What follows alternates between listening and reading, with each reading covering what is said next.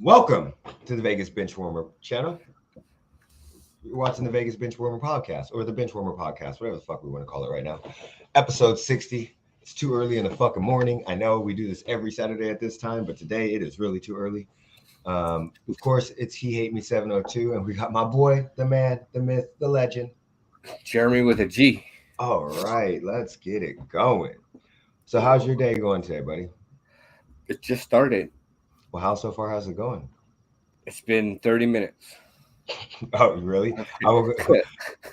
We had to take Kansas because, Kansas doesn't like groomers. She's rescued, highly abused. So she doesn't like groomers or anything like that. So we literally had to take her. We take her to the vet to get groomed, but we have them sedate her. So we had to take her this morning to get her sedated. So we had to be there at like 6 a.m. in the morning. Yeah, so, and then we'll pick her up. She'll be shaved all the way down. And then we do it once a year. Just because her hair gets too fucking matted. And she gets dry skin. So, all right, on the show today, let's see. Why does it feel so much fucking earlier than what it really is? We're going to talk about NFL free agency, of course. We got to get in and out. We're going to talk about some of the Chiefs moves that we did or did not make and maybe who might be coming. We can also talk about my predictions going completely fucking wrong. We were talking about some Raiders interactions that they had and maybe some more off stories. I don't give a fuck about Aaron Rodgers, Lamar Jackson. I'm tired of those fucking stories right now. And then we're going to talk some NBA playoff standings because right now the playoffs are most teams have, I think, about 9 to 8 games left, depending on the standings, maybe 7, maybe a couple F10. But we're going to talk about the standings and what we think is going to happen. Of course, we're going to do what we do every year and have Jeremy kind of make his picks of who he thinks is going to make the playoffs. He does not watch basketball at all. We're going to talk about the Caleb Plant versus David Benavidez fight, whatever the fuck his name is. We're going to talk about that fight. Benavidez. We're going to talk about that fight because that fight should be a fucking barn burner. And then we might get into some Ryan and Tank because, they had their press tour recently. I think it was garbage, but we might get into some of that. And then we might just go off the wire. Who fucking knows? Today's going to be one of those days. It's Saturday. I'm high. I ain't got shit to do. And I'm drinking coffee. Let's fucking go. I don't know why I said that, but okay, let's go. All right, so first up, look, I'm going to say it. I'm going to let everybody know. I am heartbroken that Mikolo is not on the Chiefs no more. I know, Jeremy, you're probably happy because you don't have to hear me go, Mikolo! But that's another jersey that I have to retire. So I cannot wear Mikolo Hardman. I actually went through my closet a couple of days ago, and retired like 4 or 5 jerseys. Because I normally I don't wear many jerseys anymore. So Look, I try not to buy jerseys. Every time I think about buying a jersey, that player gets. Yeah, so I had to retire him, and I was just like, okay, this fucking sucks. And now I'm just on that thing where I don't know if I'm going to buy many jerseys anymore because I'm tired of fucking retiring people. Like, and I bought them young. That's what I'm like. I'm going to buy them young so that way we don't have to, that way we have them for a couple years. Do you see what I'm saying? Yeah. But it didn't work out for me. He's still fucking gone. So, and I tweeted out, fuck. And, some people responded and they were like, hey, fuck him. No loss. Listen to y'all. Listen to me very, very carefully, okay? I remember this draft very, very well. I remember seeing DK Metcalf at the fucking combine and going, okay, we need to draft him. I remember watching, because I don't really watch much of the draft, so I wasn't watching it, but I was keeping up with it and saw that he wasn't gone. I remember us picking Mikolo Hardman. And literally remember texting my buddy going, motherfucker, we picked a receiver and didn't pick the 6'5" fucking beast. So from that moment on, I have literally had parallels, been paying attention. Like, I only pay attention really to DK Metcalf because he's good. And because they were drafted that far, 8 spots. Granted, we drafted one. We had 2 second-round picks. We drafted Mikolo Hardman and Juan Thornhill. Guess what? Neither one of them motherfuckers are here anymore. Juan Thornhill, 1 pick before DK Metcalf. Could you guys imagine if we had DK Metcalf on the Chiefs instead of Mikolo Hardman? Now, I like Hardman, but could you imagine Tyreek Hill, DK Metcalf, Travis Kelce? Jeremy, thank you.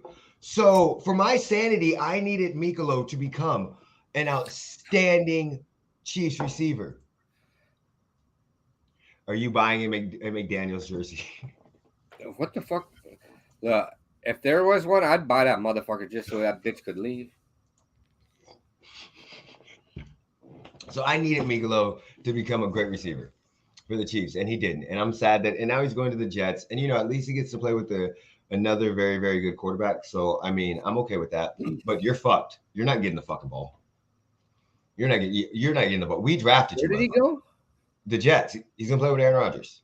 We drafted you, and we then drafted and traded for replacements in your third season or your fourth season. So we literally drafted you, and you couldn't perform with us. Not that you couldn't perform, you didn't perform to what we thought you would be. I don't think going to the Jets is going to help you. I don't think that at all. He's not going to do shit. He's a mid-tier. Yeah, no, I know it. I know he's mid-tier, and I was telling people right now. Telling people in the bar last night when I was out there and I was talking to them, they're like, what do you feel? I was like, no, you don't understand. Like, name a Chiefs receiver that's left and done good. That's what we do. They show up, we make them good. People remember with the Patriots, when you have great quarterbacks, that's what happens. They make mid-tier receivers look a lot better. But the fact that Sky and Kadarius only played, got there week 7? Something like that. Yeah, so both of those are the replacements for him, and Kadarius played amazing. But outside of that, neither one of them played very good, and he was often injured. So, it is what it is. I'm sad to see him go because, and again, I liked him. I liked screaming his name, but a lot of it was because we drafted him over DK. So we're going to talk about the NFL free agency a little bit, okay? I mean, Orlando Brown, I don't think that's a big loss. I know that when we traded for him, I was extremely happy. I remember talking about it on the podcast. But I don't think he played good, but he just didn't play up to the contract that they were going to give him. Am I a little pissed that he went to the Bengals? Yeah, you fucking traitor. But at the same time, I mean, how the fuck you going to do that? And I get it. You're mad because we didn't give you the offer.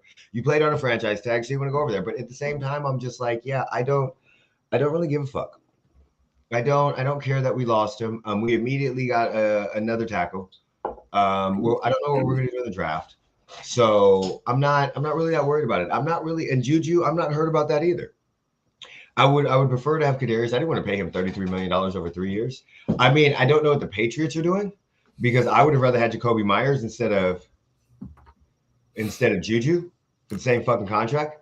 But I did see something on YouTube basically where a guy was making fun of the Patriots for doing that, and they were basically like, look, Jacoby threw more touchdown passes or had more touchdown plays for the Raiders than he did as a Patriot. Because he's the one that threw that pass back to Mac Jones that ended up getting. So I don't know. But I don't think about the Juju. I like the Jacoby Myers for you guys. That's probably one of the signings that I do like. The other ones are just meh, whatever. Yeah, that's what I'm saying. All of them. I like the Myers, the Philip Dorsett. Philip Dorsett is that. But he's got speed. Yeah, but again, he's also one of those guys that I know he's got speed, but I don't think he's only had what was it, one good season?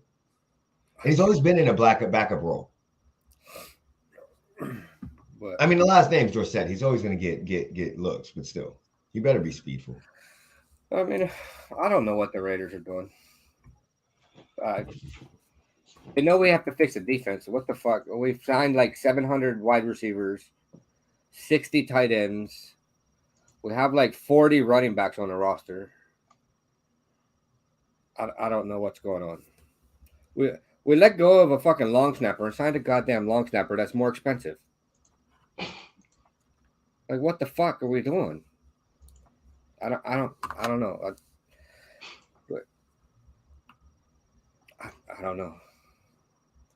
I can tell you, I don't. You know what? It's that, and then you let go of Jarrett Stidham. Are you mad about that? No. Okay, I'm just wondering. That was one less, more current Patriots player on the roster. Yeah, I know. I get what you're saying. I'm gonna be honest. I'm not really. I think the free agency this year is a little bit of a dud. I mean, compared to last year, the receivers aren't getting paid.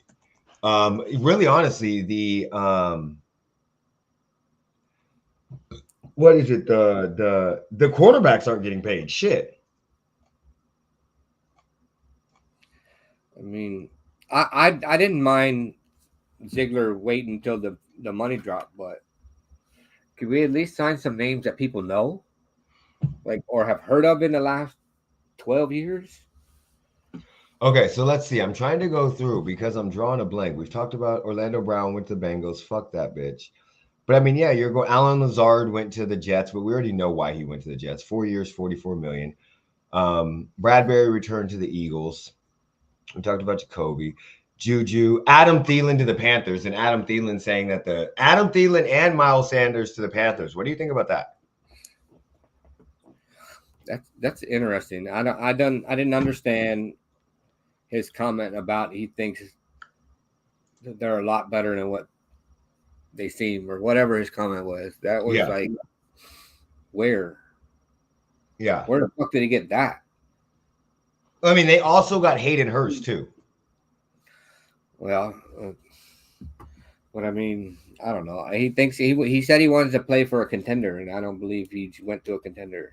He said I think this is a funny part. Let's see what happens with that number 1 overall pick, dude.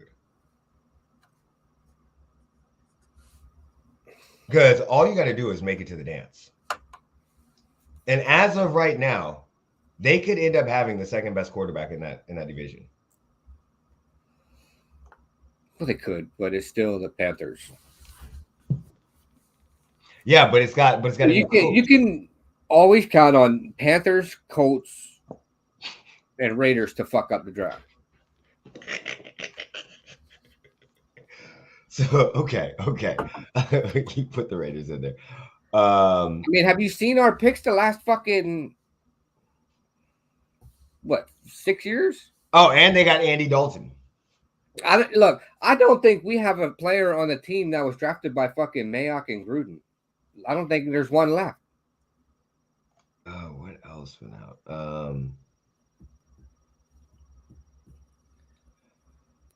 Atlanta. I don't know what Atlanta's doing either. I wanted Sam on here to talk about Atlanta because they signed Taylor Heineke. Who else did they sign? They signed a couple other people. Can I just fucking look at the team? Yeah, they signed a couple. So they signed. Oh, this is lovely. They signed Taylor Heineke. David Onyemata. They signed Mac Hollins. Yeah, Mac Hollins. Jesse Bates. Yeah. I mean, they are doing bad. And again, that division is so fucking up for grabs. Yeah, the Chiefs, like us, we've just lost a lot. Like, we got Juwan Taylor, but we got lost to Orlando Brown. We lost Juju Smith-Schuster. I was sad to see Andrew Wiley go. Don't get me wrong, not based off of production. It was not based off of production at all. It's just because I like Andrew Wiley. I love how he's a realistic Raiders fan. Well appreciated. Heineke, the Green Lizard. What's up, Mauricio, buddy? How you doing? But yeah, with the Chiefs, I mean, I didn't want to see him go, but I understood why. Juan Thornhill kind of hurt. Getting Charles, I'm not even going to try to say his name. Losing Saunders, I don't know who the fuck Drew Tranquil is. I like that we. Yeah, are you serious? Yeah. Who the fuck is that? He was a fucking linebacker for the Chargers. I don't pay attention to that. The white linebacker for the Chargers. Who's the best linebacker the Chargers fucking had? They had another white guy too, right? Joey Bosa? He's a fucking defensive end. I'm just saying, I don't, I've expressed this completely on. You know who Drew Tranquil is because I swore up and down during fantasy that was the best player I had. Yeah. Okay, so now that you remind me, I know you're talking about now. The problem is, you know how I am. I don't pay attention to that shit. Yeah. Like outside of my team. I wanted Tranquil. Unless they're like huge to me, I don't really pay attention to a lot of the other teams, especially fucking Chargers fans. I I like the Mike Edwards get. I love re-signing Nick Allegretti. I did not like losing Michael Burden. Don't give a fuck about Ronald Jones. Blake Bell's okay. And I liked getting Derek Nadati back. But you know what? We've lost. Frank Clark doesn't hurt me. Carlos Dunlap. We need to resign Jared McKinnon and Justin Watson. I thought you did resign Jared McKinnon. No, he's still up for grabs. Well, it says here it's to be determined. Oh, you guys got Jawan Taylor too. Yeah. So I want to get Justin Watson and McKinnon back. But we have no fucking cap room. I also want to see us trade for fucking DeAndre Hopkins and restructure his fucking contract.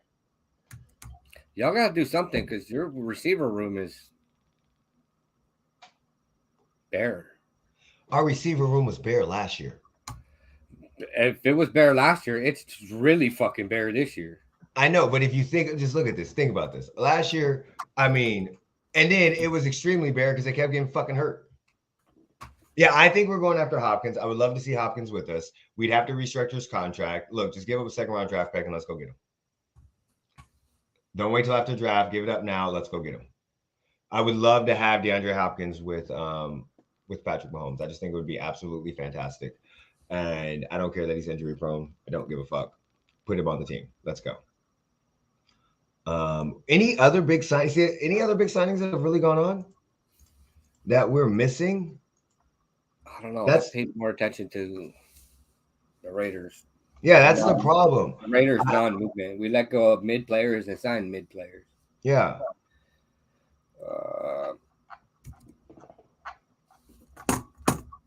I mean, we know keyboard is a piece of shit. We know Gardner Minshew. So Odell Beckham is supposed to be going to the Jets.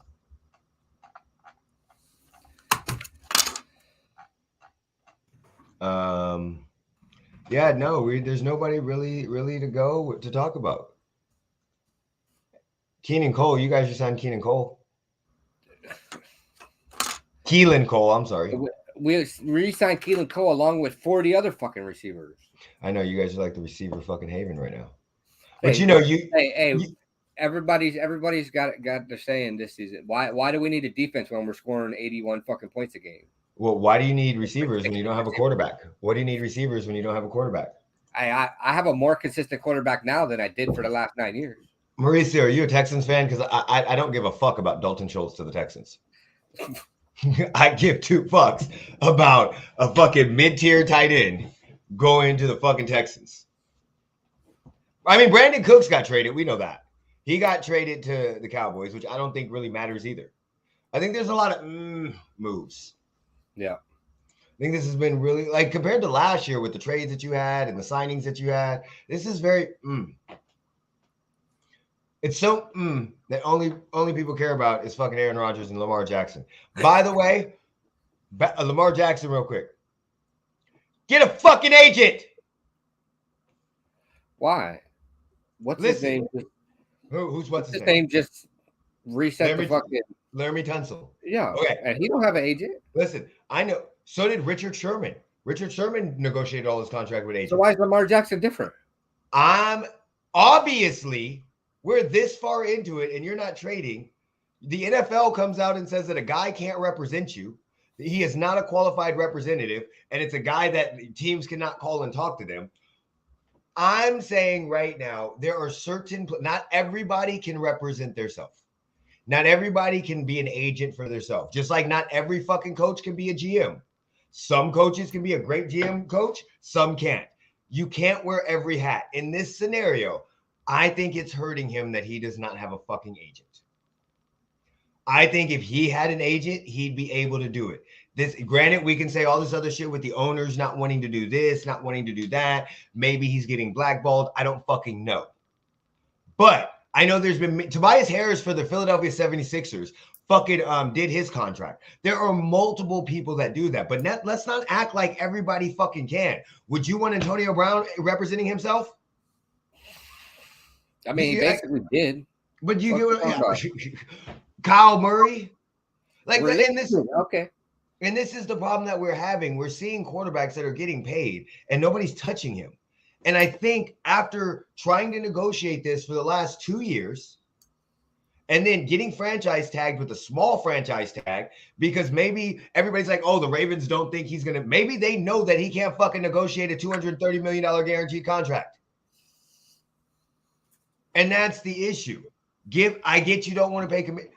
Have somebody, get him as a consultant, get somebody in your society that you can talk to that walk you through this process. Just because Sherman and Tunsil did it doesn't mean this motherfucker can't. I'm not saying Tunsil's IQ could be up here, his could be here. I'm not saying it is, but there's a lot of different variables that fucking go here. Tunsil could be one of those guys that could speak extremely, extremely well and get his point across and be a great salesman when it comes to that. And Lamar Jackson could not be. There's multiple issues that go into that. Do you see what I'm saying? Tunsil could have fucking grown up with a fucking sports agent and he couldn't have. Tunsil could have been watching Jerry Maguire every fucking day for the last fucking 20 years and this motherfucker couldn't have. There's a lot of things that go into this. But please. Your negotiating tactics from Jerry Maguire, I got some news for you. Show me the money. I'll show you the fucking door. Poor man, D-Hops equals Cooks. Wow. Poor man, D-Hop equals Brandon Cooks. But the problem is Brandon Cooks has not been good.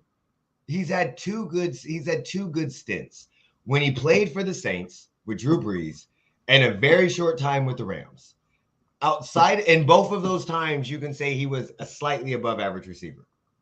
When he was with the Saints, it was more or less his potential than more of anything else, if I'm not mistaken. Get a fucking agent, Lamar. Okay. NBA playoffs. Now, this is the one time that I have so much fun with certain things. But one of the times that I have the most fun is having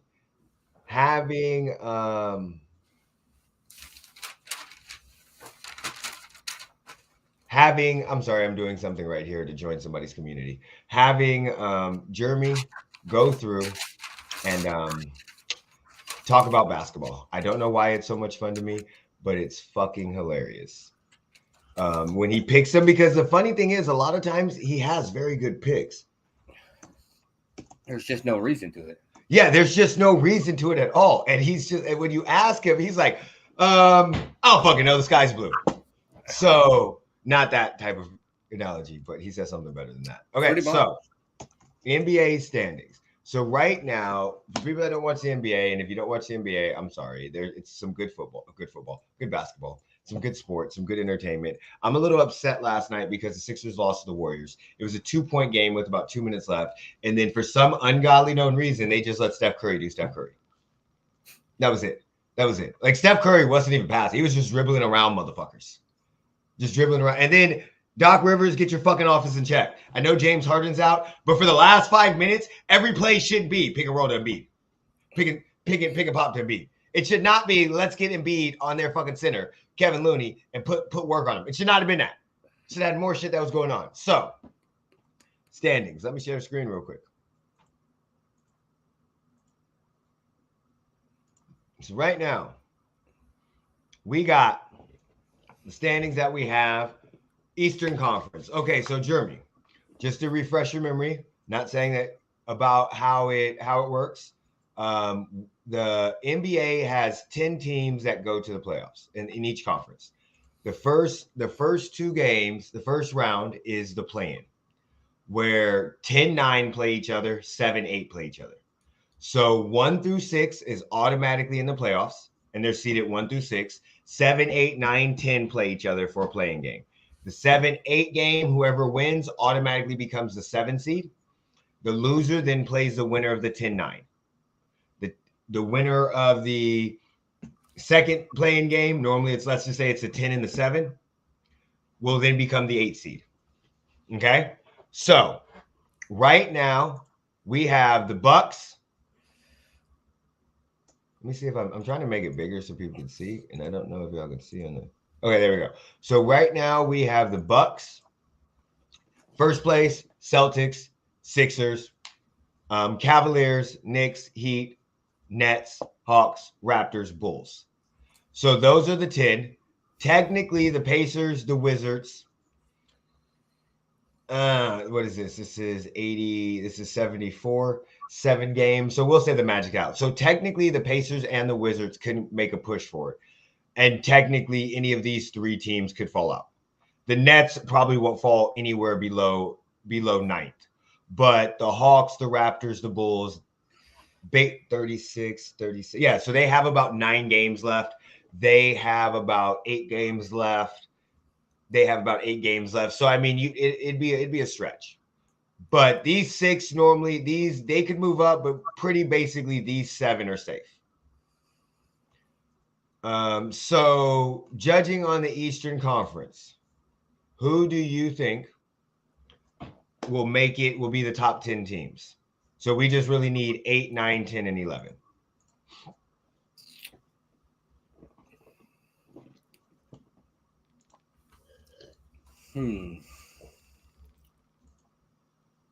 Nope.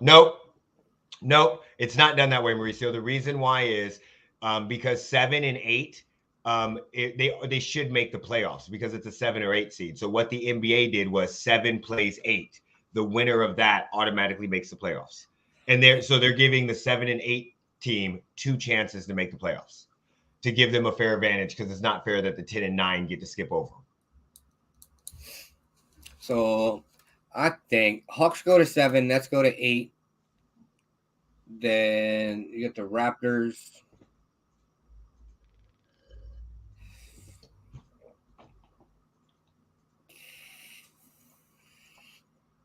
Pacers, and then Bulls at 11. So Bulls are out. Yeah. Okay, that is very, very interesting. So just because I be taking a lot of L's a lot, so I've been wrong a lot. Look, you take a lot of NFL L's. I take all the NBA L's. So this is the seeding right here. Playing games right now. The Brooklyn Nets will play the Hawk. Winner advances as a 7 seed. Loser plays the winner of the Raptor Bulls. 9, 10 play each other. Shit, there was one time that we literally did a whole NBA video, and I did the whole bracket. I did the whole fucking bracket wrong. All right, so right, you got a couple, right? Yeah, I got but I'm just talking about even then I messed up where the seed was. Okay, so I'm gonna say everything's gonna stay the same. I say the Nets stay in that seed. I know they're on a 5-game losing streak, but I say the Nets stay in the 7th seed. So I'm going to go 8, 9, 10. So this is the problem that I have. I fucking hate the Hawks. I do not know why. I do not like Trae Young. I think it's his hairstyle. I don't know. So right now, see, I would love for the Wizards to jump up. So what I think I'm going to say is I'm going to say the Wizards jump to 10, the Bulls go to 9, and the Raptors go to 8. I'm going to say the Hawks fall out. So I'm going to have the Wizards at 10, Bulls at 9, Raptors at 8. Yeah. So from that scenario, I would say my scenario, Jeremy, on your scenario, who do you think's winning those games? Who would be the 2 teams that win? Remember your scenario. Who? What was your 7, 8, 9, 10? Hawks, Nets, Raptors, Pacers. Okay, so the Hawks play the Nets. Who wins? The Hawks. Okay. Who wins between the Raptors and the Pacers?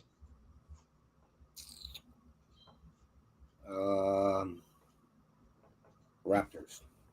Okay, so now it is the Nets and the Raptors. Who wins? Raptors. Funny part is, this is so funny because, again, I'm telling you guys, he does not watch basketball, and he is not, and he's picking them based off of random ass things. But you can make a great theory for both of them. The Hawks are on, even though they lost 1 game, they just fired their head coach, so they're rejuvenated. Them moving up to the 7th seed is not that big of a deal because it's only 3 games away. Having the Pacers move up and having the Bulls move out, again, it's not that difficult. You could see that happening. But having the Raptors beat the Pacers, because obviously they have a better team in my opinion, plus they're a better head coach. And then the Hawks beating the Nets, which I could definitely see because the Hawks don't really have, the Nets have no superstars. And then if the Raptors play the Nets, the Raptors would probably win based off of just Pascal Siakam. They have nobody that can fucking defend his ass. So like again, these are so funny to me because he will probably be fucking right. But the reason the Nets are going to lose is because, you know, karma's a bitch. Mm-hmm. And they had signed Kyrie Irving, so. Yeah, no, I get you. No, the Nets don't have Kyrie Irving no more. They traded him. I know. Oh, but they signed him. Okay, yes. Karma yes, is a bitch. Yes. So, but that's what I'm saying. If you logistically think about it, you can see his shit happening where I literally just want the Wizards in the fucking playoffs. And I watch basketball. So, I mean, that's what I'm saying. That's, to me, his predictions are funny because I'm going to laugh in like 10 games when they're 90% right. Okay, Western Conference. The Kings. I love the Kings right now. So we have the Nuggets, the Grizzlies, the Kings. Now this one's going to be hard, okay, Jeremy? And I'm going to give you a reason why, okay? So pay attention to wait. It's going to be hard for you. I don't watch it, so but listen. Okay, so listen. Pay attention to games back. So basically, these three are going to stay the same, okay? Nobody can catch them. They have 10 games left. And they're not catching them, basically. There's 5 games. They will stay the same. Somebody has to go on a run, right?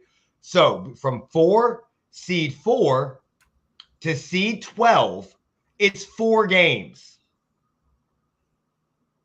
If we go back to the Eastern Conference, from 4, you have, like, this is 3 games. From these 2, this is 5 games. From 5 to 4, 8 is 5 games. So what I'm saying is 3 days ago, the Lakers were the 11th seed. And now they're the 8th seed. Do you get what I'm saying? Because they're so close, there's so much movement. So realistically, with how many games they have back, even the Trailblazers are 4 games out of the play-in. So the Trailblazers have played 73 games and they've played 74. So if they go on a 5 or 6 game losing streak and the Trailblazers go on a 5 or 6 game winning streak, they're basically there. The Lakers could literally move from the 8th seed to the fucking 5 seed or the 4 seed. So the Lakers right now are 2 games away from the 4 seed. And 3 days ago, they were the 11th seed. So I know that's what I'm saying. For you, you're 100% right. It's not going to matter. But to me, it's going to be fucking crazy. Okay. So we're going to go because it's so crazy. We're going to leave the top 3 seeds alone. Okay. So we have the Kings, the Warriors, and the Nuggets. I mean, you could re-rank them if you want, but I'm going to leave them alone. On this one, we're going to go from 4 to 10.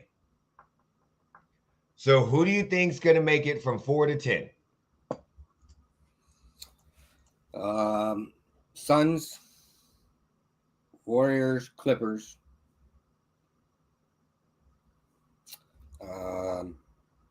Pelicans. Never. Mavericks, Lakers, Timberwolves, and Thunder.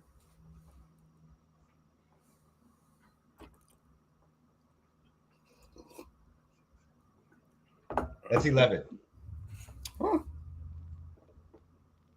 Suns is 4, Warriors is 5, Clippers is 6, Pelicans is 7, Mavericks are 8, Lakers are 9, Timberwolves are 10. Oh, yeah. So no Thunders. Okay. All right. So in this scenario, you would have the Pelicans versus the Mavericks. Who wins that game? Mavericks. Mavericks are 7th. Lakers versus the Timberwolves. Timberwolves. All right, Timberwolves versus the Pelicans. Huh? Well, the Timberwolves play the Pelicans because the Mavericks beat the Pelicans. So they're the 7th seed. They were the 7th seed. The loser plays the winner of the Lakers and the Timberwolves. You're trying to get the 8th seed. So who wins, Pelicans or Timberwolves?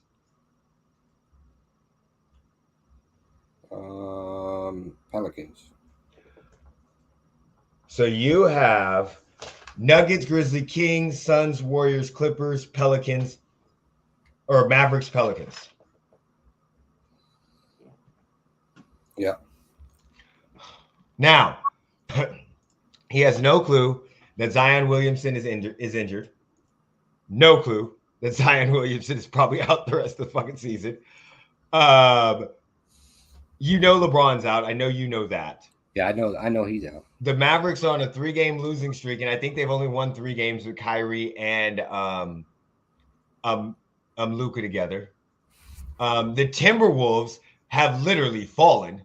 They're 5-5, but Cat just came back. The Warriors are on a run, but the Warriors have only won back-to-back road games once this season. They're one of the worst teams on the road. Their road stats. The Warriors' road stats are 9-29 on the road.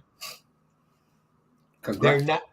Sounds like the Raiders. They're 30-7 at home. So he's not. The Suns don't have Kevin Durant back right now, and we don't know if Kevin Durant will be back. And the Clippers just lost Paul George for the foreseeable future. So that's why none of that went into it. So if we're gonna go with me, I'm gonna go with me. I'm gonna keep it, and this is gonna change a lot. Okay. So y'all listen, first of all, I am a diehard Sixers fan. Okay. I love the Sixers. Okay. I don't really give a fuck about the Western Conference, but I do respect LeBron James. I respect the shit out of him, and I respect the shit out of superstars. So this is what I'm going to say. We're going to move it around a little bit. So I'm going to go with the Suns at 4 because I think the Suns are going to be able to go what happens with Kevin Durant. But the main thing is the Clippers are going to fucking fall. And I know that sounds weird because they just won, but they're about to fall. Okay, I'm going to go with the Suns at 4. I'm going to go with the Timberwolves at 5 with Cat just coming back. I'm not a big fan or a believer. You know what? No, I'm not. I'm not going with the Timberwolves. I'm not going with the Timberwolves because I forgot that. Do the Warriors. We're going to go with the Warriors. And the reason why is I can't find that big of a jump. The Lakers are going to make 6. The Clippers are going to fall. The Thunder. Fucking hard. I really see the Thunder. I like that team. I'm gonna say so. I got the Lakers at 6. I'm gonna say the Pelicans move up to. I'll say the Pelicans move up to 7. No, I'll say the Clippers go down to 7. I'll keep the Clippers at. Damn, we're very fucking close. I'll keep the Clippers at 7. I'll have the Pelicans move up to 8. Wait, 4, 5, 6, 7, 8. I'm going to have the Thunder move up to 9, and I'm going to have the Mavericks at 10. Timberwolves are literally, in my opinion, falling. I know that they've just won 2, but if I'm not mistaken, Anthony Edwards is out the remainder of the season. And this is not it, man. Yeah. And if I'm not, maybe he's not. But I could have swore he was out. I have no idea. So. And what's his face is just coming back. Oh, he's not out for the rest of the season, but he's ruled out for Wednesday with a bad ankle. So I'm just gonna say yeah, and then I'm gonna keep that the way I have it. Fuck it. Oh well, who cares? We're extremely close. Yeah. So we are because we both have the Suns, the Warriors. You have the Clippers. I have the Lakers. We both have LA teams: Clippers, Pelicans, Thunder, Mavericks. So I'm gonna say in this scenario, the Clippers will play the Pelicans. I say Paul George will be back at that time, hopefully, and the Clippers are gonna beat the Pelicans. I'm going to have the Thunder beating the Mavericks because I agree that the fucking Mavericks are just not it. And then I'm going to have the Pelicans beating the Thunder.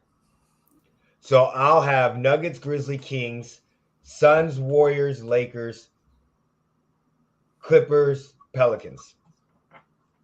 So, I mean, it's not that much difference. You have the Mavericks and I have the Lakers. Outside of that, we're very fucking close. We're very fucking close. So if anybody wants to put what they think is going to happen. Yeah. Are you trying to turn your prediction luck around and getting close to what I picked? Nah. Is that what's going on here? No, the problem is, look, honestly, I wanted to put the Lakers at 4. I think the Lakers right now are on that road trip that they're on that thing and they're gonna do it. I don't think they're gonna get that far in the playoffs. They're gonna be maybe a tough second round exit, but I think they're locked in and they're ready to go. I think that Russell Westbrook trade has completely helped them out. All right, so next up we got Plant versus David Benavidez. I don't know if you guys have been watching this, paying attention to this, but this is a huge fight right now. It's not a title fight. It's not a title fight at all. But whoever wins is basically in line, if I'm not mistaken, for a title shot. They'll basically be. It's up against. They'll probably be Canelo again because Canelo still has all the belts. If we can go to the fight for $101 a piece. Yeah, in the nosebleeds. I'm not fucking going to that damn fight.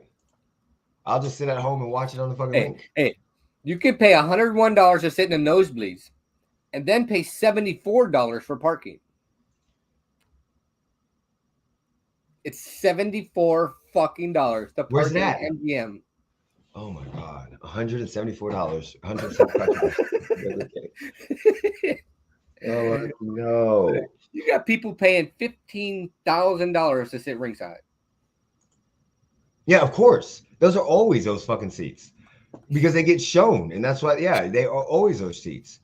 Yeah, but it's not a title fight. Well, the fucking pay-per-view is $75. Benavidez is undefeated, but the problem, he's 26, but the problem with him is he hasn't really fought a lot of people. He's been knocking people out, but he's even said it himself. His resume doesn't really stack up because of the fact that he's people are scared to fight him.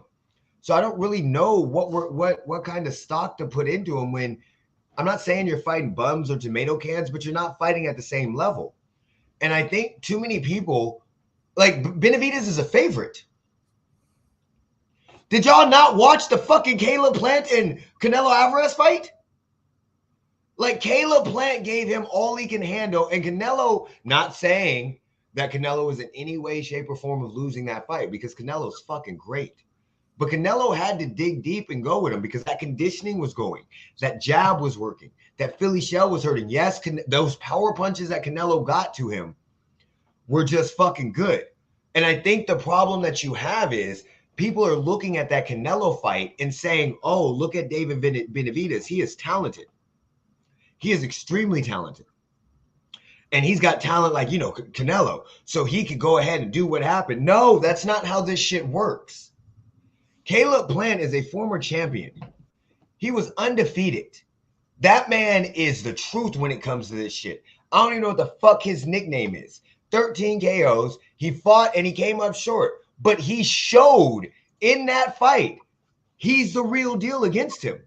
Against Canelo. He literally showed everybody, look, I'm the real fucking deal. Yeah, I got put down, but who the fuck doesn't get put down against Canelo? Besides Floyd, Triple G, and Arthur. But outside of, and this again, not again. Look, there are certain things in boxing that are true. Certain facts or myths that are completely true. Sometimes people just aren't ready for it. And this is what I think is going to happen. I think Benavidez is going to get out there. Caleb Plant's footwork is fucking tremendous. His defense is amazing. People don't understand how defensively sound Caleb Plant is. So I think it's going to be a very tough fight. I think towards the later rounds, Benavidez is going to get wore down. Very similar to what happened with Caleb Plant against fucking Canelo. And I think Caleb's going to win with the late round stoppage. But what I'm getting to when I say they're not ready for it.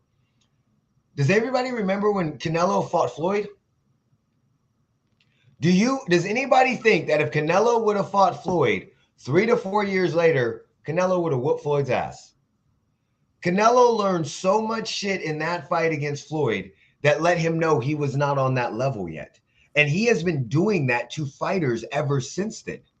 Every fight he gets into with somebody, he lets them know, you're not on my level. And in this scenario, he did that to Caleb. But what we saw with Canelo is what I think we're going to see with Caleb, where Canelo took that as motivation and got better. I think that's the same thing that's going to happen with Caleb. I think Caleb takes this fight as motivation, and he's going to put David Benavidez away. I've seen too many, and I don't know. I just like Caleb. I'm not going to lie. There's something about that dude that I would love to go drink with him. I love to go have a beer, sit down, have a conversation about him. So I think he keeps it real. I think he's honest and truthful. And I don't know. He just seems like a down-to-earth guy. What are your thoughts on the fight? I mean, I'm going with Benavidez. Benavidez has also won a championship, by the way. I don't give a fuck. He won it in a lower weight class. It's still did he win a championship? Yeah, but he won it in a lower weight class. So, and what's the point there? It's different. It's different. You can't tell me it's not. Being a champion in a lower weight class and then fighting somebody that was a champion in that weight class, his last fight was a championship battle. They're different. It's a different thing. I'm not going Plant because he's white. I knew it. I fucking knew it. I fucking knew it. You know the funny part is, honestly that's the funny part. I think if Caleb Plant was Hispanic, or any other race, I don't think I would like him as much. Look, Benavidez has that cocaine in his blood. He's coming. I know. That's what I'm saying.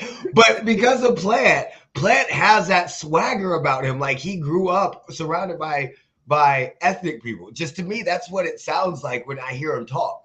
Or I could just be wrong and be completely off base. But that's why I think I like him. Montana on a I know.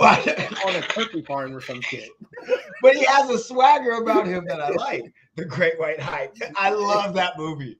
He has a swagger about him that I like. But yeah, no. Yeah, Benavidez has won a championship. You're 100% right. I was just giving some shit there. I there's no difference from winning a championship in a different weight class.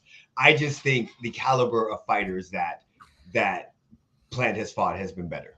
Look, my man's got cocaine in his blood. I'm not worried about the fight.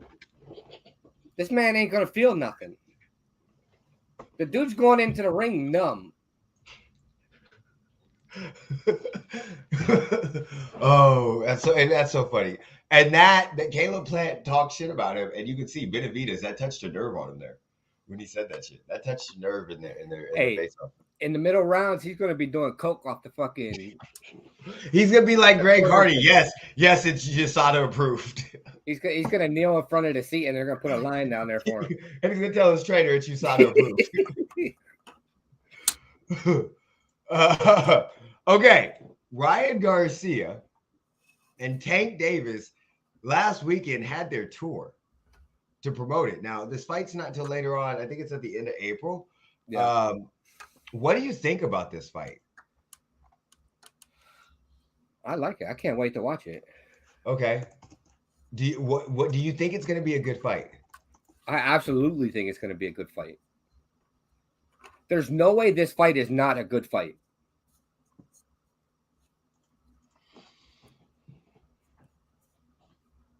I can name 3 reasons why it won't be a good fight. And they're all in Tank's favor. Ryan Garcia's footwork is fucking horrible. He's a straight up standstill type of boxer, upright, and those do not work well for punchers like Tank.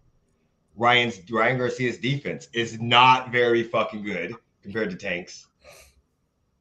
And let's be 100. And Ryan Garcia's combination of punching is fucking horrible. Horrible. It's like let me put it this way. I'm not saying it's going to be a Rolly Romero type of fight where it's one-sided back and forth, but I think this is going to be a one-sided ass whooping.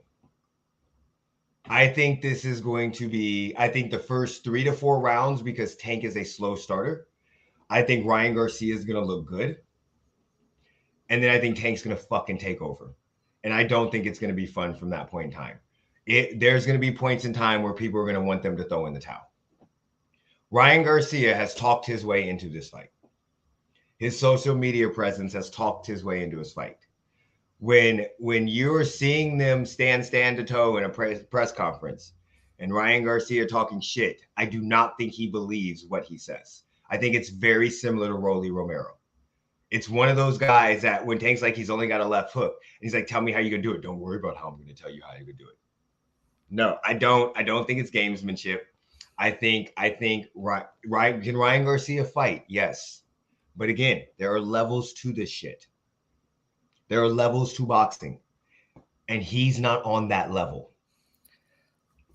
I mean, Davis has to put in a rehydration clause that he doesn't want Garcia to talk about. Everybody puts in a fucking rehydration clause. Why doesn't he want Garcia to talk about it? Okay, so because this is the reason why. Because Garcia is making an excuse. That's why Garcia is talking about it. That is why he's talking about it. So then why don't you let him talk about it? Why you come out on social media and you mad because he's talking about it? So listen, Ryan Garcia is an influencer. He's a boxing fucking influencer. So can you imagine how many people Ryan Garcia has said that to and has gone to take Davis's mention with all his little fucking Ryan Garcia fans? It is a built-in fucking excuse. Why are you talking? How many fights have a rehydration clause when they're match weights like that? So many fights do. When they're catch weights, the only fights that really don't are when you're at your weight class. So to give you an example, Ryan Garcia's last fight was at what weight? I don't know. I think it was at 135.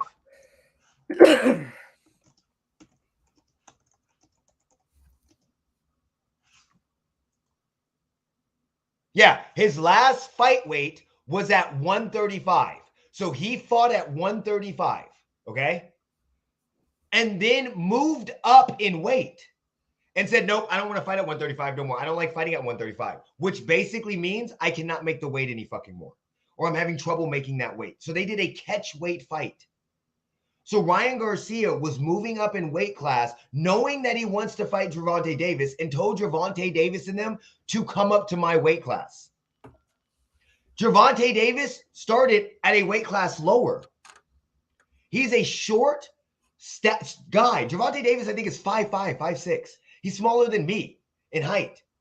So he is a short, naturally small dude that moved up to 135. And Ryan Garcia said, I'm not fighting at 135 no more. So if you can make 135 and your last fight was at 135 and Gervonta Davis fights in that type of weight, why the fuck are you moving up and trying to get him to fight at a higher weight class?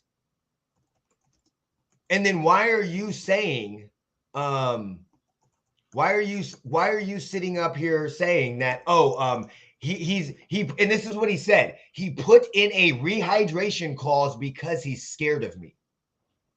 No, this is a combat sport. Do you know what some of the biggest cheaters, do you know what some people think the biggest advantage is besides steroids? Is weight.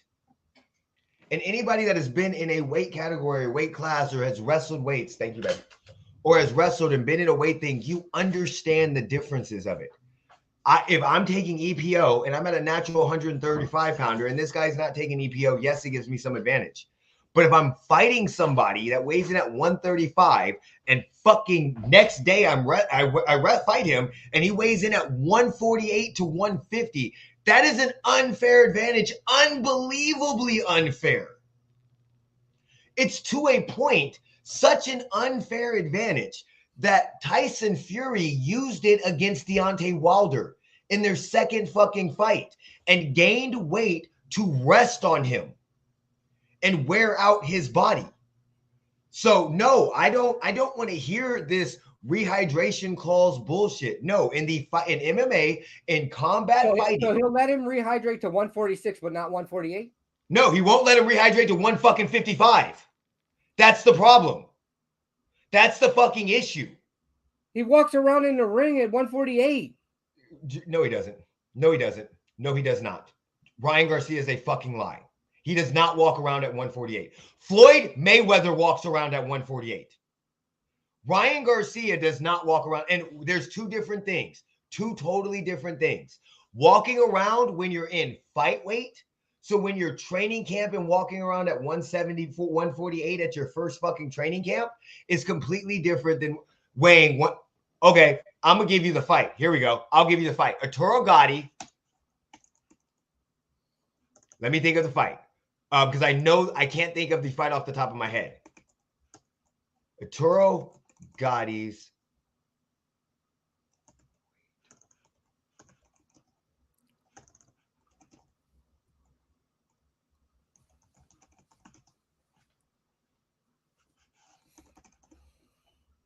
Here it is. Boxing triggers a return. Arturo Gatti versus Joey Gamache.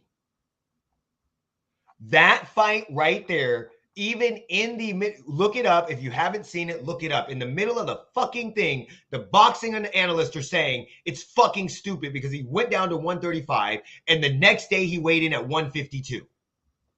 And Gervonta Davis walks around at like 137. So yes, that's a huge fucking advantage. And if I say, hey, you can walk around to 148, then you're going to bitch that you won't let me rehydrate to 150. This is not like, and again, we bitched about it with the Jake Paul and Hasim Rahman fight with the rehydration clause. But again, in a catch weight, I didn't bitch about it. I really didn't give a fuck about it. In a catch weight fight, this makes sense. This makes sense. Tank winning by decision. I think Tank's knocking him out. So I don't have a problem with that. I think Ryan Garcia is using it as a built-in fucking excuse. He's already setting up his excuses of why he's going to lose. I mean, he went from, thank you. He walks around at 155. He is not 130 fucking 5. Or you talking? No, he's talking about Arturo Gatti. In that fight versus Joey Gamache, he went from 135 to 155 in one day. That's why, and again, the rehydration clause is so big. Go look at One MMA. They do it the whole entire fucking time. Everything is based off their rehydration. So there's already a sport, a whole fucking foundation, organization in Japan that does this shit because of how dangerous weight cutting is and how bad it is. Look, I mean, you can sit here and get upset about what I say all you want.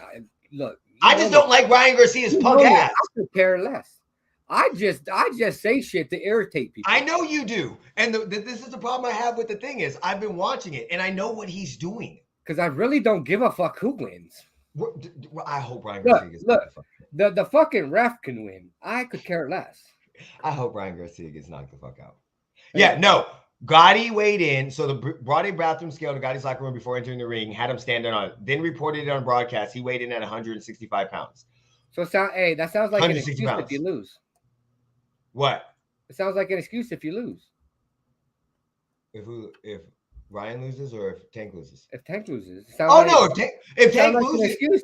The rehydration cost sounds like an excuse if you lose. And they're complaining about him talking about it. It sounds like an excuse. It's not. But it's not. It is. No, it's not, Jeremy. It's not. Because being 20 pound weight difference is fucking huge. It's fucking huge. No. Sounds like an excuse to me. There's a reason why they have weight classes. They have weight classes to give people a similar weight. So sounds the reason, like an excuse to me. There shouldn't be a weight class. Fucking somebody 90 pounds should be able to fight somebody 300 pounds. No, they should not. I want to motherfucking see it. Dude, you know what? They do that shit in Russia, okay? Pride FC had that. Pride FC had that, okay? That's the only time Bob Sapp ever won fucking fights. Whatever. I just want to see Eric get irritated. I know that. I fucking know that shit. I know you do. And you know how to push my fucking buttons. So I mean, I constantly 24/7 I have to deal with the Raider hate for Eric. Any chance I get to irritate the fuck out of him, I'm gonna do it. If you over 20 pounds and lose, you suck. I got to deal with the Chiefs hate all the time. Trust me. But I know you do it. You're so well at it. They should do it like in high school. Yes. Then that's why they did it in high school. That I'm telling you. I don't know how they did it in high school because I had to listen. Weight. I'm telling you from somebody that weighed. I never had to lose weight. But okay, I never had no rehydration clause. I weighed like fucking 40 pounds. Listen, I'm telling you right now, my senior year in high school, I weighed in at between 117 and 120 at the start of the season. I ended up wrestling 130 pounds. I had to weigh in with clothes on at 121 because they gave you the 2 pound because you couldn't be 2 weight limits under. So if I weighed under 190, yeah. So I'm literally telling you from somebody that would wrestle people that were 10 to 15 pounds heavier than me. Look, that sounds like it was an excuse for you. It wasn't an excuse for me. I always had to wrestle up. No, how big of an advantage it was. So I was fine during 8 years. I had to wrestle up. So did I. I wrestled as a freshman. I weighed 80 pounds and wrestled 103. The only 2 times that I didn't wrestle up were my sophomore and junior years. So, but I can tell you, when we would wrestle dual meets, it didn't matter that much to me. That wasn't that big of a deal. But when we were going during an entire tournament, that mattered. Because it was 9 minutes. So when you're going now, they're fighting for 36 fucking minutes in this fight. You act like not all wrestling matches are fucking 9 minutes. Like no, but even wrestling matches are you talking about? Like no, but I'm saying you don't. Last time I checked, the dual meet each round is 3 minutes. Yeah, true. 3 rounds, so it's 9 minutes. So the rounds in a tournament are no different than a dual meet. No, but this is the problem. I would only wrestle 1 match. So after that dual meet, I was done. Or maybe I wrestled a second one. In a tournament on a Saturday, I may wrestle 3 to 4 matches. And by the time I'm at that 3rd fucking match, my body is literally fucking worn out. Because for fucking 2 matches, I've been lifting motherfuckers that were 15 pounds heavier than me. That just sounds like bitch. Shut the fuck up. I hate you. I hate you, Jeremy. Look, all through high school, I weighed 73 pounds. Yes. Never wrestled below 100 pounds in high school. Of course not. And how good were you? I wasn't complaining about it. We're just asking, do you feel that if you weighed 100 pounds, you would have been a lot better? No. If you weighed the same amount as weight as they would, you would have been better. No. I don't understand how you don't feel that. A 30-pound weight advantage in any fucking thing is huge. I had to work harder being lighter than everybody else. You did, of course. Now imagine with if I was the same weight, I wouldn't have to work harder. No, okay, but imagine I wouldn't have ended up in state championship finals and all that shit. But imagine if you had the same work ethic that you had and you were 20 pounds heavier. You would have destroyed fucking everybody. So you can't say it's not an advantage just because you can overcome an advantage does not mean it's a disadvantage, does not mean it's not a disadvantage. Just because it's only a disadvantage if you count yourself out. No, it's only a disadvantage. That sounds like what I'm hearing right now. No, it's only a disadvantage. It's only a huge disadvantage when your skills are equal. That's the only time. I'm hearing a cop out. I'm done with you. But a third match, like, come on, Eric. I'm fucking done. Come on. I'm telling you, it happened. I'm telling you, it completely happened. Now, granted, there was like 3 people that I couldn't beat. I won't even lie. A dude from Durango, a dude from Snow Canyon. There was like 3 people that they just had my number. But literally, let's put it this way. That same year, I cut down to 112 for the Silverado Ranch Duels. I still have the thing. At 112 pounds, I was unranked and was the 15 seed and won the fucking tournament and beat the 112 state pound champion and the fucking runner up in the same fucking tournament because I was the same weight as them and I was fucking their asses up. I tech followed the state champion 15 or 16 to 1. So no. All right, has a huge advantage. I'm trying to find a blue ribbon for you. Hey, Joe! I ain't got a blue one, but I got some duct tape. Hey, can you see how I use that? Please. So all I'm saying is I don't give a fuck about a rehydration clause. I think they should redo the way that things are. I don't think they should add more weights, more weight classes. Look, I don't care about the rehydration clause either, but I think they should. Look, I just want to see them. Look, no training, period. You're not allowed to train nothing and walk in the ring. Well, then Francis Ngannou would fucking kill everybody. I want to see it. Let's see it. You're not allowed to have a training camp. Just walk in the ring and fight. Look, you're not allowed to talk to your corner men. This motherfucker woke up today and chose violence. Absolutely. He woke up this morning. He woke up 30 minutes before the podcast and fucking chose violence. Okay. Look, you know I like seeing people fight. He wants motherfuckers to die. Okay. No training camp. No conditioning. You can't talk to your corner. No you training camp. You can't talk to your cornerman. Nothing. Don't cut, man. And You're not allowed to sit out. And you and your cornerman all have to show up at the ring in different vehicles. You can't come together. You're not allowed to sit down. No you can't free fucking planning. take breaks. And if you tap out, just the round is over, not the fucking fight. No, if you tap out, it just keeps going. No, we gotta. If you tap out, your opponent gets 3 free shots. This motherfucker woke up and chose violence. Look, that'd be more exciting than this.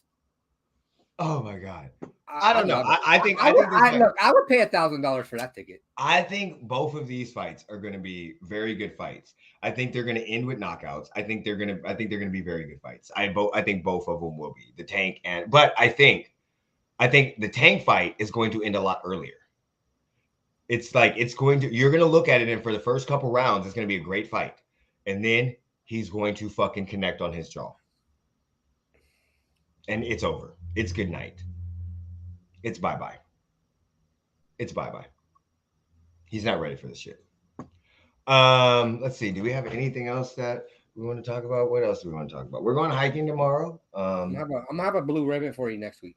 Okay, that's good. Thank you very much for my blue ribbon. I'll print your certificate out. Thank you very much. Fuck, we can even talk about Mauricio. Shit, if you want to talk about that. Mauricio on his junior year, the same fucking year, he wrestled. I think he started weighing 133 when he came in. So what are you telling me? I need to get 2 certificates? And ended up fluctuating between 135. Like he wrestled 135 and 140 and maybe even 145, I think, depending on because we had Mauricio, Josh, and Danny. All I heard was we need a participation trophy. So yeah, I think, motherfucker, I don't do participation trophies. I think Mauricio he had a 7 to 10 pound disadvantage at some matches. That's all I hear right now. Yeah. I'll get you your thanks for participating certificates. Motherfucker, I don't do that. If you don't, you know me. If you're not first, you're last. Look, I'll even be nice. I'll put some tears on the paper. Yeah. He wrestled 2 weight classes up. Yeah, Mauricio, because our high school, like, look, look. Hey, you want a cookie? No.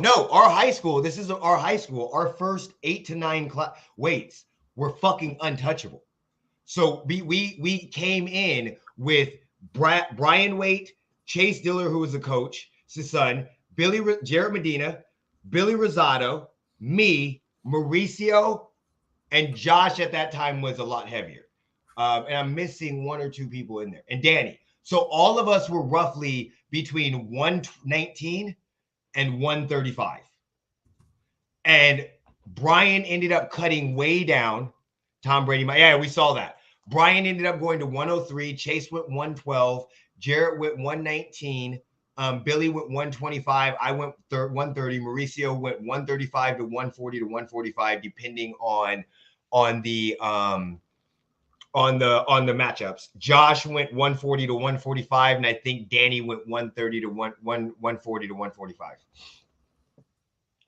So yeah, big disadvantage. Our high school, Rancho High School, 1999 to 2000 wrestling season, we were fucking the shit.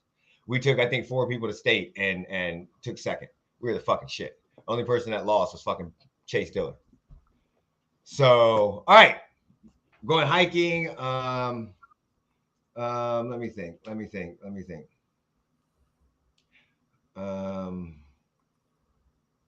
can't think of anything else. There was something that I wanted.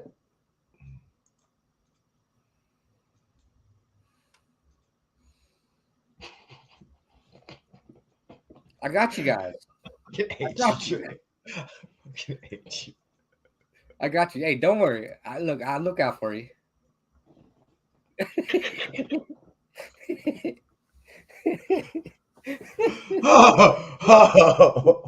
Oh, fuck.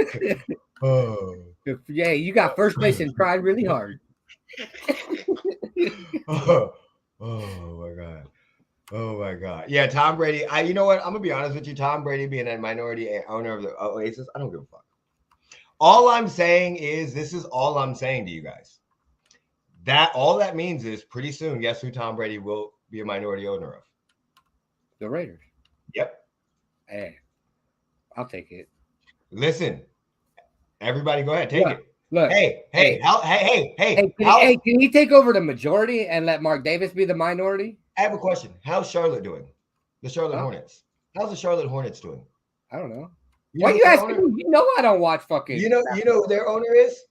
It's Michael Jordan. Oh. That's what I'm fucking saying. When you're the greatest of all fucking time in a sport, don't go and own the fucking same team in a sport. Go buy fucking soccer or fucking basketball. People are going to think that his shit is going to automatically rub off, and he thinks because he's the greatest. Didn't Jordan play for the Hornets? No, he played for the Wizards. So Jordan retired. But I also don't think Tom Brady's ever played in the WNBA. No, but when he owns the Raiders, that's what I'm saying. When he owns the Raiders. Look, I will take the fucking pebble in the middle of the street as the fucking majority owner of the Raiders over Mark Davis. Look, we're not going to say shit about the Aces. You can't fuck that up. Give me the homeless cat that lives outside my house as the majority owner of the fucking Raiders.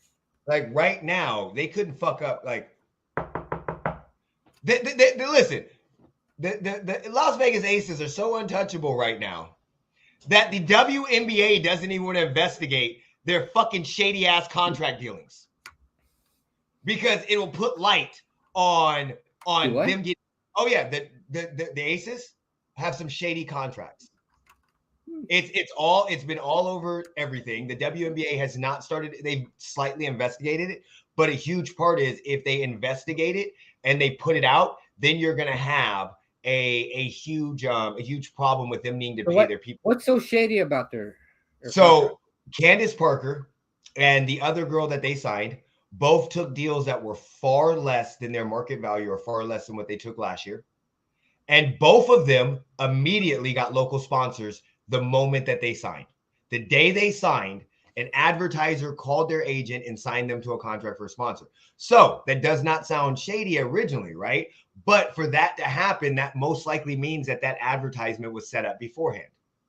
And because it's a local advertisement that could have some connection to the Raiders or the Aces, it could have been promised that you sign this lower contract and we'll make up your money with advertisement.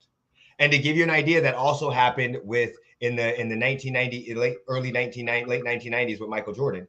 Michael Jordan signed a contract with the Knicks, and the MSG was going to give him money based off that, and that's why he ended up getting paid $33 million for one fucking year. So, and it's both. It happened in the NBA. The NBA. I could give a fuck less. Yeah. Look, have you seen college sports? Yeah, I know. Like, I mean, I'm not trying to be LeBron is going to pay for his son to go to whatever school he wants to. Oh, I know that. Don't get me wrong on that. I know that. He's not going to qualify academically. LeBron's just going to be like, "Hey, my son's going to go here." Okay. Yeah. No, but that's the thing. That's the thing I think that's going to happen with. That's why they're not investigating it. But if more teams end up doing it, they're going to have to.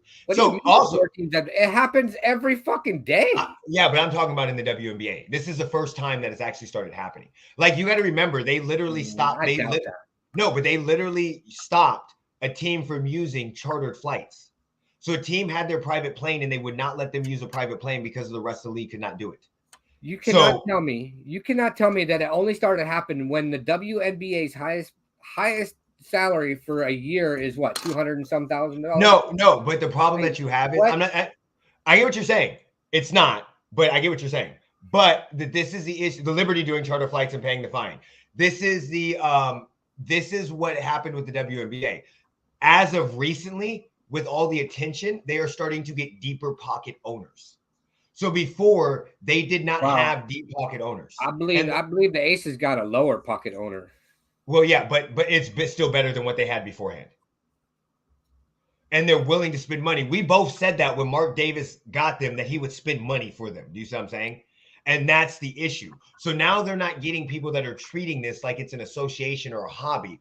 They're getting people that are coming to spend money. So right now you've had two super teams that were built in the Liberty and the Aces. And both of those are the two richest franchises. That's what I'm saying. So that's the problem that they're having. And you can tell they're rich because the person that just built the Suns bought the Suns and the Phoenix Mercury. Yeah, Liberty were doing charter fights and paying the fine. So that the WNBA wants a fairness, and because they know that in certain aspects, but if the WA wants a fairness, then tell all the owners they need to fucking pony up and learn how to make more money. But in this scenario, they're not going to investigate it because this is actually great for the league. So then they're investigating. If the other owners are complaining, they need to grow their market then. And that's probably what's going on. I'm telling you, the other owners are complaining because the same thing happened with the Liberty. There were two people that took lower contracts, and all of them. So and the two biggest markets that they have, or two biggest owners, are the ones that out of nowhere got super teams. But it's great for the WNBA because now you start a rivalry that already can kind of happen, where you have the ex-champions and one of your biggest markets. So yeah. Everybody, I'll let you know. I can tell you this right now. I'm going through banking, and well, I mean, if that's the case, I wish fucking the Raiders would start fucking cheating. They do. They just don't cheat well. Everybody, I go through banking. Like, there's a lot of teams that cheat. They don't cheat well. I'm going through banking, and one of the common terms that we were doing in the thing when it came to fraud is if it happens anyplace else, it happens in Vegas. No fraud, no cheating or anything happens anyplace else that does not happen in Vegas. Yeah, the motto, exactly. But that's smart. Like, we're getting mad as fans saying they're following this model. And wait, who's people getting mad? Not us. You got a mouse in your pocket? Okay, goddamn it. So this is a reason why you don't follow the NBA as well as I do, but the rings culture is something that is highly hot topic in the NBA, where they're mad because people are chasing rings. Like when DeMarcus Cousins joined the Golden State, even though Kevin Durant joined them, Kevin Durant can't win a ring by himself. So you see it in the NFL. Yeah, it's way different in the NBA. It's way different because the NBA has way more. Because there's only 12 players. So, for instance, Kevin Durant joining the Golden State Warriors for those 4 years made it untouchable. Until he got injured, you knew who was in the finals every year. You no matter what you have, you will never have that in the NFL. Where you have, unless it's an organically built like the Patriots, you will never have a collection of stars that get together and just automatically go to the finals. You will never have a team go you will never have the impact that LeBron has on every fucking team. So in that thing, I don't get mad about that. I think that's good. I know people care about the ring culture and they think it's bad, but what do we want from our superstars? We want them to care about fucking winning. Fights. More fights. We talk shit. Like John Stockton, one of the greatest. If there was more fights in the NBA, I'd watch it. So you need to watch the 80s. I watched the WNBA because tickets are cheap. You need to watch the 80s. Listen. Hold on. Look, we can get WNBA tickets for $20 and free parking.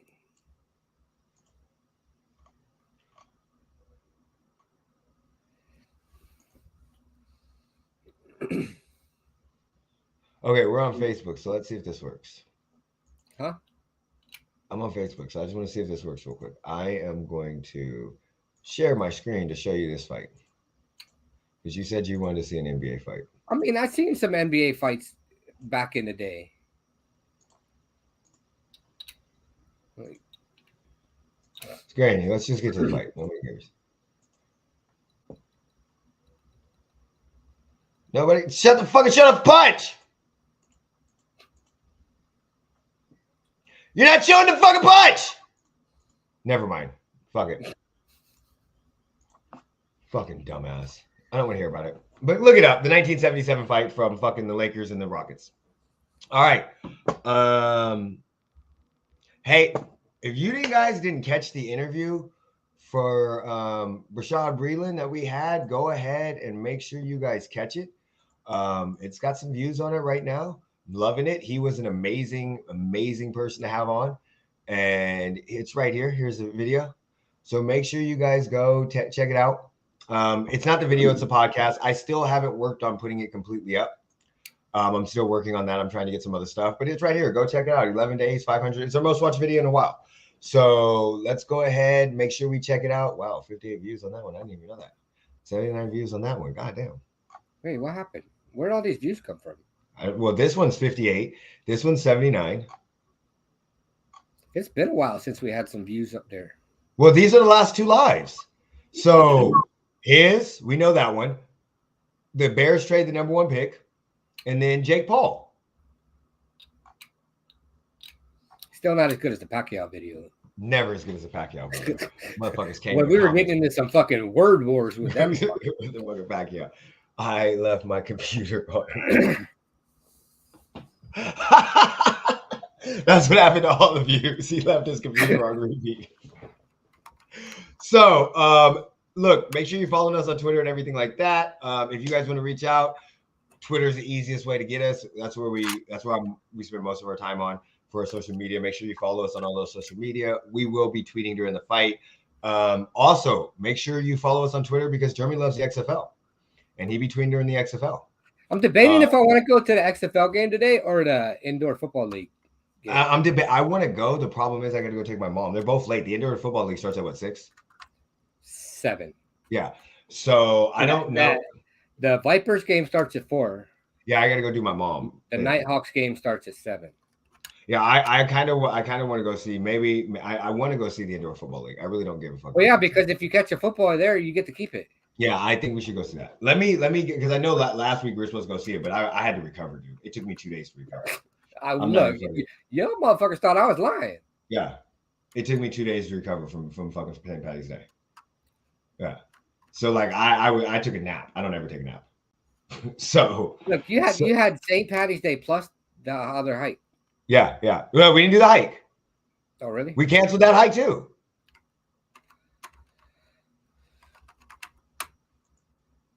Definitely.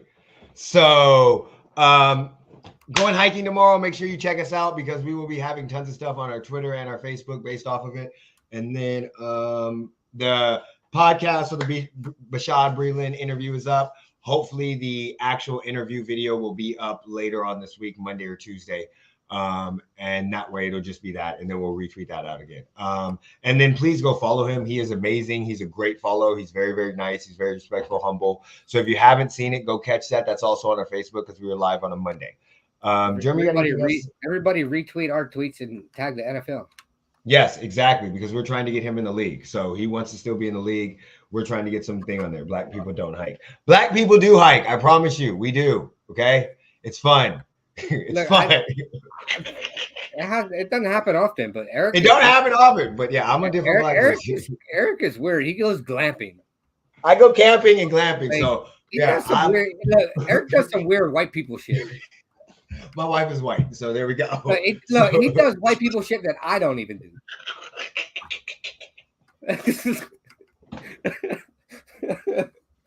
fucking glamping is the fucking the icing on the fucking cake though. Oh, remember April 2nd, the cookout.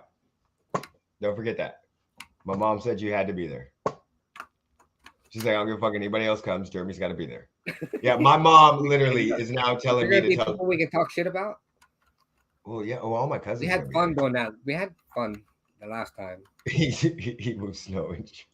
No, I do not. No, the fuck I do not. I am not that type. I am not there yet. Fuck no. That is a different. You talking about cabins in Mount Charleston and fucking glamping and fucking. You go somewhere and they provide all the food for you. I love nature. What the fuck? I love nature. I just like doing it the easy way. Yeah, I'm part of instant gratification. All right, so Jeremy, do you got anything else you want to say, boss? No, I think we're good. All right, so whenever you're ready, take us out. Put me in, coach. Peace.